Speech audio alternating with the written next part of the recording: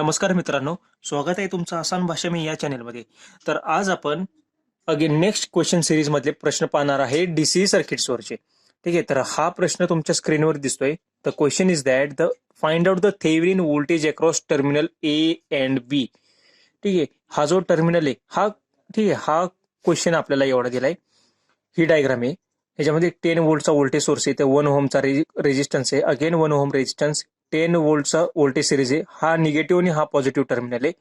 हा 1 ओहमचा रेजिस्टन्स आहे, हा टर्मिनल ए, हा टर्मिनल बी. तर या टर्मिनलच्या अक्रॉसचं व्होल्टेज आपल्याला फाइंड आउट करायचं आहे. ह्यालाच म्हणतात व्ही ठीक आहे, हा पॉझिटिव्ह टर्मिनल, हा निगेटिव्ह टर्मिनल, आणि हे सर्किट कंप्लीट झालं. तर हे व्होल्टेज आपल्याला फाइंड आउट करायचंय. आता हा प्रश्न विचारलाय आपल्याला थेवेनिन्स व्होल्टेज. ठीक आहे, इथं व्होल्टेज किती असेल हे सर्किट दिले. आता हे कसं फाइंड आउट करणार? तर ज्याही क्वेश्चन पेपरमध्ये तुम्हाला असा प्रश्न येईल तर पेपरमध्येच तुम्ही सॉल्व्ह करायचं. दुसरी डायग्राम काढून वेळ नाही वाया घालवायचा, त्याच क्वेश्चन मध्ये सॉल्व्ह करायचं. तुम्ही पहिल्यांदा काय बघणार, तर तुम्हाला सांगतो, हे ओपन सर्किट आहे. हा व्होल्टेज सोर्स नाही बरं का, हा व्होल्टेज सोर्स आहे, हा व्होल्टेज सोर्स आहे. हे पूर्ण ओपन आहे. हे दोन टर्मिनल काय आहेत? ओपन आहेत. जर दोन टर्मिनल ओपन असतील तर यातनं करंट फ्लो होईल का बरं? करंट फ्लो असा नाही होणार, कारण की हे ओपन आहे. म्हणजे इथूनच करंट इकडे येणार नाही. या रूटने करंट येणार का? नाही. म्हणजे हा जो 10 व्होल्ट सोर्स आहे, हा जो करंट पाठवणार आहे, हा करंट असा येणार. हा इकडे करंट जाणारच नाही. करंट इकडनं असा फ्लो होणार, फक्त या लूपमध्ये फ्लो होणार. हे कळलं तुम्हाला? करंट इकडे का फ्लो नाही होणार? समजलं की इकडे सर्किट कम्प्लीटच होत नाही ना. हे ब्रांच काय आहे? ओपन सर्किट आहे. जिथं ओपन सर्किट असेल तिथनं करंट फ्लो होणार का? नाही करंट फ्लो होणार. करंट फ्लो होण्यासाठी कंटिन्युअस पाथ लागतो, बरोबर. किंवा जरी तुम्ही असं म्हणाल की हा करंट इथनं तरी येईल, या 1 ओहम मध्ये तरी येईल, असं तुम्हाला वाटेल. काहीच नाही. करंट पहिल्यांदा काय बघतं की इथनं सर्किट क्लोज होतंय का, हे पहिल्यांदा चेक करतं, आणि त्यानंतर ते फ्लो होणार. इथनं सर्किटमधनं करंट फ्लो होतंय का, म्हणजे सर्किट क्लोज होतंय का? इथं नाही, इथं ओपन आहे, त्यामुळं करंट फ्लो होणार नाही. हे समजलं? हे पहिल्यांदा तुम्हाला समजायला पाहिजे. आता हे ओपन सर्किट आहे, म्हणजे ह्या ब्रांचमध्ये या हा जो व्होल्टेज सोर्स आहे, हा पण काही करंट नाही प्रोव्हाइड करणार, आणि हा जो 1 ओहमचा रेजिस्टन्स आहे, हा यातनं सुद्धा काही करंट फ्लो नाही होणार. हा 10 व्होल्टचा सोर्स आहे, हा फक्त करंट या लूपमध्ये फ्लो होणार. ठीक आहे, मग जर मी केव्हीएल लावला, ठीक आहे, आता हीच डायग्राम मी इथे अगेन ड्रॉ केली तुम्हाला. आता असा या लूपमध्ये जर मी केव्हीएल अप्लाय केला, ठीक आहे, हा करंट आहे, तर ह्याचं इक्वेशन कसं येणार? पहिल्यांदा बघा, हा करंट असा घेतलाय ना आपण, म्हणजे करंट असा येतोय, असा झूम करूयात. पहिल्यांदा -10, इथनं आला, इथं पॉझिटिव्ह निगेटिव्ह.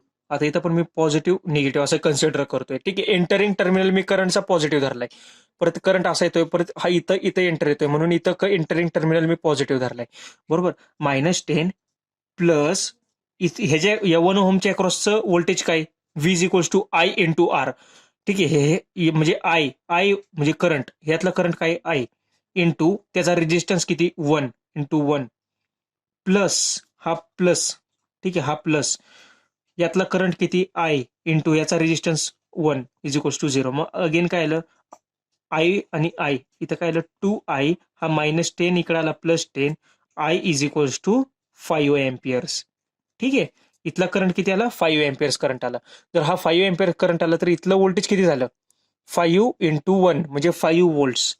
इथं 5 व्होल्ट्स आलं आणि इथलं व्होल्टेज आलं 5 व्होल्ट्स. ठीक आहे, म्हणजे हा 10 व्होल्ट कसं डिवाइड झालं? इथं 5 व्होल्ट आणि इथं 5 व्होल्ट. हे आलं लक्षात तुम्हाला? ठीक आहे, आता काय करायचं आपल्याला? हे व्होल्टेज काढायचंय. आता तुम्हाला काय वाटत असेल की हे 10 व्होल्ट, आता हेच इथं VAB च्या अक्रॉस असणार आहे. ठीक आहे, हे असं झालं असतं. कधी झालं असतं? जर हा 10 व्होल्टचा सोर्स नसला असता तर. आता इथं 10 व्होल्टचा सोर्स आहे, त्यामुळे आपण काय करणार? इथं आपण KVL अप्लाय करणार. ठीक आहे, या लूपमध्ये. हा लूप पहिला आणि हा लूप दुसरा. आता या लूपमध्ये अप्लाय केल्यानंतर इथं बघा, आता हा निगेटिव्ह टर्मिनल आहे ना, हाच मी इथे लिहितो व्यवस्थित कळावं म्हणून. हा पॉझिटिव्ह, हा मी आहे तसा इथे लिहिला. ठीक आहे, ह्याच्या अक्रॉस व्होल्टेज किती आहे? 5 व्होल्ट. ठीक आहे, आता लूप कसा लावलाय? पण असा लावलाय ना, असा करंट वरती जाताना. आता बघू, वरती जाताना पहिला टर्मिनल काय लागतोय? निगेटिव्ह, म्हणून इथं -5. आता हे 5 व्होल्ट आहे ना, म्हणून इथं -5 लिहिलं. इथनं वरती गेलो, इथं अगेन इथं काय? पहिलं साईन -10. ठीक आहे, अगेन आता इथं पॉझिटिव्ह निगेटिव्ह आपण जर असं घेतलं, पण इथनं करंट काय फ्लो होतोय का? करंट 0 फ्लो होतोय इथून. ठीक आहे, I is equals to what? 0 या केसमध्ये. त्यामुळं 0 इंटू 1 अगेन 0. म्हणून प्लस 0 हे समजलं तुम्हाला. ह्याच्या अक्रॉस व्होल्टेज काय 0 व्होल्ट. इथनं करंटच फ्लो नाही होते, जसं मी तुम्हाला सुरुवातीला सांगितलेलं. इथून करंटच फ्लो होत नाहीये, त्यामुळे इथलं व्होल्टेज आलं इथला करंट आला 0. त्यामुळं 1 ओहमच्या अक्रॉसचं व्होल्टेज काय आलं 0 व्होल्ट. आणि अगेन आता हा आला पॉझिटिव्ह टर्मिनल, हा आला निगेटिव्ह टर्मिनल. ठीक आहे, plus voltage A B is equals to 0. नाव what is the value of VAB? हे -15 प्लस VAB इज इक्वल्स टू 0. नाव VAB is equals to 15 volt. आलं आन्सर आपलं. VAB is equals to 15 volt हे आन्सर आलं आपलं. समजलं तुम्हाला. आता या क्वेश्चन मध्ये इम्पॉर्टंट समजण्यासारखं काय हे पहिल्यांदा समजून घेऊ. आणखीन काय की तुम्हाला हे कळायला हवं, हे तुम्हाला समजणं अपेक्षित आहे की इकडं करंट का फ्लो नाही झाला. ठीक आहे, या ब्रांचमध्ये करंट का नाही फ्लो झाला, कारण की इकडे ओपन सर्किट आहे, त्यामुळे करंट नाही फ्लो झाला. हे पहिलं. दुसरं काय की हे तुम्हाला पोलॅरिटीज डायरेक्शन्स का आले पाहिजे. तिथं निगेटिव्ह पॉझिटिव्ह का घेतला आपण पहिल्यांदा कन्सिडर करताना, हा पॉझिटिव्ह घेतलेला, हा निगेटिव्ह, तेच मी इथे लिहिलेत. परत एक केव्हीएल अप्लाय करताना कसं आपण पहिल्यांदा एंटरिंग टर्मिनल घेतो -5, परत हा पहिला टर्मिनल घेतो इथं -10, हे 0, हे तुम्हाला समजायला पाहिजे. ठीक आहे. अगेन आता हा जो 5 एम्पियर हे काढलं, हे 5 व्होल्ट आपण व्होल्टेज डिव्हिजन रूलने पण काढू शकतो. ठीक आहे. आता इथं व्होल्टेज डिव्हिजन रूल मी का वापरला सांगतो, कारण की इकडे करंट काय फ्लो होतोय का, इकडे करंट काय फ्लो होतोय का, काहीच नाही. इकडे करंट 0 फ्लो होते, म्हणजे हे ब्रांचच नाही असं अज्युम करा तुम्ही. ठीक आहे, हे सर्किटच नाही असं अज्युम करा. मग हा 1 ओहम, हा 1 ओहम.